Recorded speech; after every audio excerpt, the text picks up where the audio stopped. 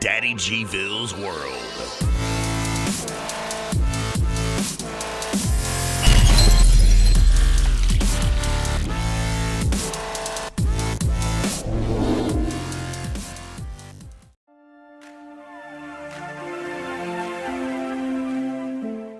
What's up, guys? Welcome to DADDYGVILLE'S Kitchen here on DADDYGVILLE'S World. Today I'm going to show you how to cook for a big family when you're sick. First, you got to grab your skillet, set it on the stove as you see, then say heck with that and go buy Chinese. We got some Chinese food here and the kids got some McDonald's, so that's how you cook when you're sick. So I'm got a cold, Wanda's got a cold, the kids are good, but that's the video. Bye, guys. Be sure to like, subscribe, and hit that bell so you never miss a video.